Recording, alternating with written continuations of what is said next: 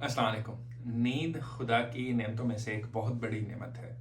बचपन की यादों में से जहाँ पे हम बहुत सारी चीज़ों को मिस करते हैं, उसमें से अक्सर लोग जो है वो बचपन की नींद को भी बहुत मिस करते हैं। तो इस वीडियो के अंदर हम 10 ऐसी टेक्निक्स के बारे में बात करेंगे जिनकी वजह से आप इंशाल्लाह दोबारा से बचपन की तरह ही एक अच्छी और गहरी नींद सो सकेंगे। नींद हमारे लिए फिजिकली, मेंटली और इमोशनली तीनों लिहाज से बहुत ज़रूरी है। अगर फिजिकल लेवल पे इसके बेनिफिट्स की बात करें तो ये बॉडी को रिकवर करने का वक्त देती है। सारा दिन हम जब काम करते हैं तो उससे जो हमारे मसल्स होते हैं वो सोर हो जाते हैं, थकावट का शिकार हो जाते हैं। तो जब हम सोते हैं तो फिर हमारी बॉडी को रेस्ट मिलती है और इन मसल्स को अपनी जो पावर है, स्ट्रेंथ है, वो रीगेन करने का वक्त मिलता है। इसके अलावा जब हम सोते हैं तो रात के वक्त मुख्तलिफ किस्म के हार्मोन्स की रेगुलेशन भी होती है, जिसमें से सबसे इम्पॉर्टेंट जो है वो ग्रोथ हार्मोन है। इसके अलावा इंसुलिन है, कॉर्टिसोल है। इन तमाम जो इम्पोर्टेंट हार्मोन्स हैं इनका लेवल एक बैलेंस में रखने के लिए अच्छी नींद बहुत ज़रूरी है। इसके अलावा नींद जो है वो हमारे इम्यून सिस्टम को बेहतर करती है।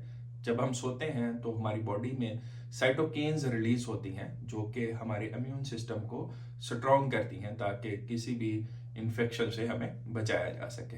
अगर मेंटल और इमोशनल बेनिफिट्स की बात करें तो मेमोरी फॉर्मेशन में स्लीप का एक बहुत इंपॉर्टेंट रोल है। जब हम सोते हैं तो हमारे ब्रेन के अंदर ऐसे साइनेप्सिस बनते हैं जो कि हमारी मेमोरीज को एवरलास्टिंग बना देते हैं। इसके अलावा नींद जो है वो हमारी स्ट्रेस को, एंग्जाइटी को कम करने में भी बहुत मददगार होती है। तो इसलिए एक अच्छी 7 से 8 घंटे की नींद जो है वो इंसानी जिस्म के लिए बहुत ज़रूरी है। अब बात करते हैं कि वो कौन सी ऐसी 10 टेक्निक्स हैं जिनके ऊपर आप अमल करके अपनी नींद को बहुत बेहतर कर सकते हैं। नंबर 1 पे आपने अपना एक स्लीप पैटर्न बनाना है, एक स्लीप साइकिल बनाना है। यानी आपने कोशिश करनी है कि रोज एक ही टाइम पे सोएं और एक ही टाइम पे उठें। यानी रात को अगर आप 9 से 10 बजे के दरमियान में सो रहे हैं तो डेली आपने ऐसी ही रूटीन रखनी है ताकि आपके दिमाग के अंदर एक सर्केडियन रिदम होता है जिसको पता चलता है कि हाँ जी अब रात का टाइम हो गया है। और इस तरह उठने की अगर आपकी रूटीन फिक्स होगी तो तब भी दिमाग को पता होगा कि ये शख्स इतने बजे से लेके इतने बजे तक जागता है। इसको हम इंटरनल क्लॉक भी कहते हैं। कुछ लोगों से आपने सुना होगा कि मुझे सुबह उठने के लिए अलार्म की भी जरूरत नहीं होती। उसकी वजह ये होती है कि उनका एक स्लीप साइकिल होता है। तो जैसे ही उनकी जो स्लीप का टाइम होता है तो ऑटोमेटिकली उनके दिमाग से ऐसे सिग्नल्स निकलते हैं कि उन्हें उस वक्त नींद आ जाती है। और सुबह उठने के वक्त भी उनका दिमाग जो है उन्हें खुद ब खुद से उठा देता है, उन्हें किसी अलार्म की जरूरत नहीं होती। दूसरे नंबर पे अच्छी नींद के लिए एक कंड्यूसिव इन्वायरमेंट होना चाहिए। आपका तकिया, आपकी चादर, आपका रूम जो है वो कंफर्टेबल होना चाहिए। ना तो बहुत ज़्यादा सर्दी हो, ना बहुत ज़्यादा गर्मी हो, बल्कि एक मॉडरेट सा टेम्परेचर हो। इसके अलावा जो सोने से पहले अपनी लाइट्स वगैरह ऑफ कर दें और हर किस्म की जो भी मशीनरी वगैरह है उसको ऑफ कर दें। इससे भी आपकी नींद में बहुत इंप्रूवमेंट आएगी। तीसरे नंबर पे एक गलती जो अक्सर लोग करते हैं कि रात का खाना खाने के बाद चाय या कॉफ़ी वगैरह का इस्तेमाल कर लेते हैं। तो आपने सोने से पहले कभी भी चाय या कॉफ़ी का इस्तेमाल नहीं करना, क्योंकि चाय या कॉफ़ी तकरीबन आपके बॉडी के अंदर 8 घंटे तक रह सकती हैं। तो इसलिए कोशिश करें कि आखिरी चाय या कॉफ़ी का जो कप है वो शाम में 3 से 4 बजे से पहले पहले पी लें, ताकि रात को जब आप सोने लगें तो उस कॉफ़ी के मग की वजह से, चाय के कप की वजह से आपकी नींद डिस्टर्ब ना हो। फोर्थ नंबर पे अक्सर जो गलती की जाती है कि दिन के अंदर जो है वो बड़े बड़े नैप्स लिए जाते हैं। अक्सर लोग दिन में 3 से 4 घंटे के लिए सो जाते हैं। दिन में आपको जितनी भी थकावट हो, कोशिश करें जिस कुर्सी पे बैठे हैं, जिस सोफे पे बैठे हैं, वहीं पे थोड़ी देर के लिए आंखें बंद करके बैठ जाएं।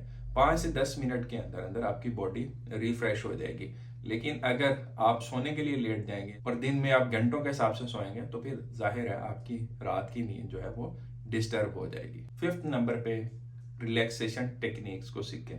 उसमें सबसे जो इम्पोर्टेंट है वो डीप ब्रीदिंग टेक्निक है। डीप ब्रीदिंग में आप आहिस्ता से नाक के जरिए से सांस अंदर लेके जाएं, उसको थोड़ी देर के लिए रोकें और फिर आहिस्ता आहिस्ता उसको बाहर निकालें। डीप ब्रीदिंग एक्सरसाइजेज से आपके दिल की धड़कन भी ठीक रहती है, आपका ब्लड प्रेशर भी ठीक रहता है। इसके अलावा आपकी जो स्ट्रेस है उसको भी ये कम करता है और अच्छी नींद के लिए भी ये एक्सरसाइज बहुत अहमियत की हामिल है।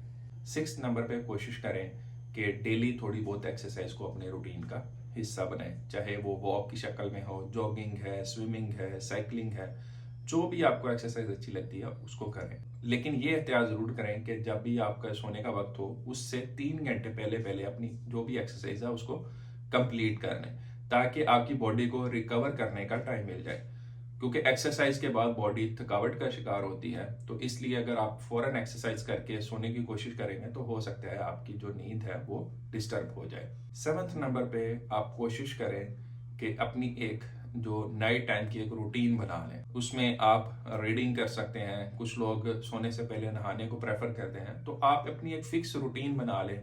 उससे भी आपके दिमाग को पता चल जाएगा कि इसके अब सोने का वक्त हुआ है। जो लोग अपनी एक नाइट टाइम प्रॉपर रूटीन बना लेते हैं उससे भी उनकी नींद जो है वो बहुत बेहतर हो जाती है। 8th नंबर पे जो आजकल का प्रॉब्लम है वो है स्क्रीन टाइम, के सोने से पहले तक मोबाइल देखा जाता है, टीवी देखा जाता है, इस तरह कुछ लोग लैपटॉप यूज़ करते रहते हैं। हमारी जो ये जितनी भी स्क्रीन्स हैं इनमें से ब्लू लाइट निकलती है जो कि हमारी जो ब्रेन के केमिकल्स को डिस्टर्ब करती है और इस वजह से भी नींद में प्रॉब्लम होती है।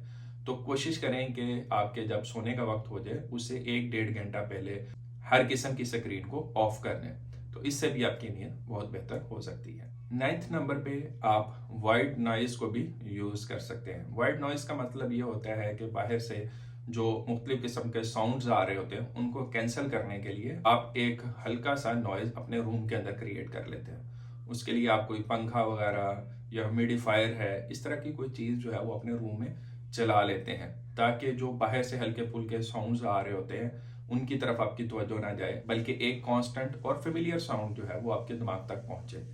इसको वाइट नॉइज़ कहा जाता है। ये बेसिकली जो अदर नॉइजेज हैं आपके रूम के बाहर से आ रहे होते हैं उनको कैंसिल करने के लिए इस्तेमाल किया जाता है, तो इससे भी आपकी नींद में इंप्रूवमेंट आ सकती है।